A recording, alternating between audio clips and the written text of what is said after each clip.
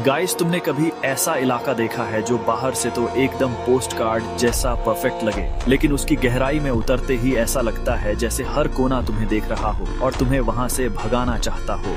यही है महाराष्ट्र का कोंकण। इस जगह को लोग स्वर्ग कहते हैं, लेकिन असली लोग जानते हैं कि ये जन्नत और जहन्नुम के बीच की जगह है। यहाँ हर गांव, हर नदी, हर जंगल अपनी अलग कहानी रखता है और उन कहानियों में खून, दर्द और रहस्य भरा है। मैं खुद मुंबई में रहता हूँ, लेकिन मेरा गांव कोंकण में ही है और हर बार जब मैं वहाँ जाता हूँ लोग मुझे अपने अपने अनुभव सुनाते हैं। मैं हंसकर टाल देता हूँ, लेकिन रात को जब सोता हूँ तो वही आवाजें, वही चेहरे, वही साए मेरे सपनों में घुस आते हैं। आज मैं तुम्हें ऐसी कहानी सुनाने वाला हूँ जो सिर्फ एक किस्सा नहीं है, ये कई लोगों की सच्चाई है और इसे सुनने के बाद तुम शायद कभी कोंकण की रातों को पहले जैसा नहीं देख पाओगे। ये कहानी शुरू होती है अनिकेत और उसके परिवार से, जो हर साल की तरह होली मनाने गांव जा रहे थे। रास्ता लंबा था, लेकिन गाड़ी में मस्ती थी। माँ पकवानों की बातें कर रही थी, पिता पुराने किस्से सुना रहे थे और अनिकेत हंस रहा था।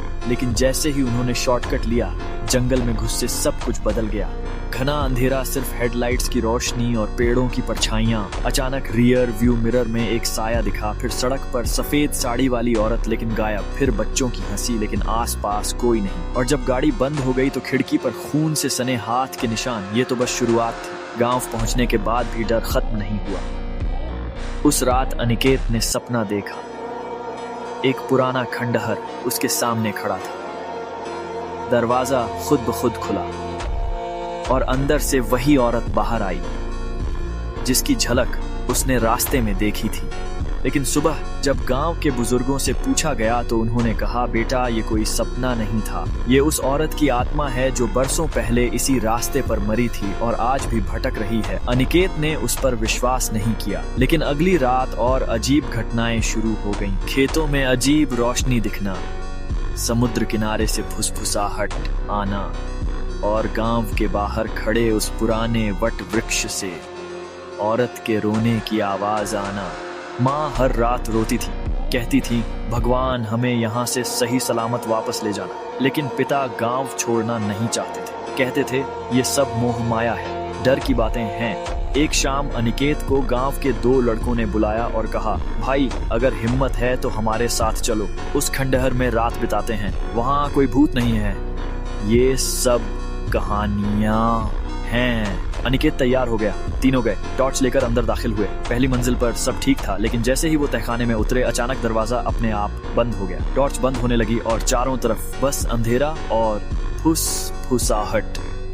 अनिकेत को लगा किसी ने उसके कंधे को छुआ है। जब उसने टॉर्च ऑन की तो देखा दीवार पर लाल रंग से लिखा था, ये मेरी जगह है।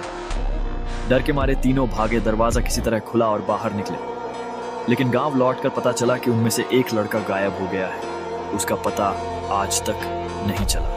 अनिकेत के परिवार ने अगले दिन सुबह ही गांव छोड़ दिया। गाड़ी फिर उसी रास्ते से निकली, लेकिन इस बार माँ लगातार मंत्र पढ़ रही थी। माँ का मंत्र जप की आवाज अनिर्दिष्ट। पिता चुप थे और अनिकेत बार बार रियर व्यू मिरर देख रहा था। हर बार उसे लगता कोई बैठा है, कोई साथ चल रहा है। और जब आखिरकार वो मुंबई पहुंचे तो गाड़ी के पीछे मिट्टी से लिखे शब्द साफ दिख रहे थे, फिर मिलेंगे।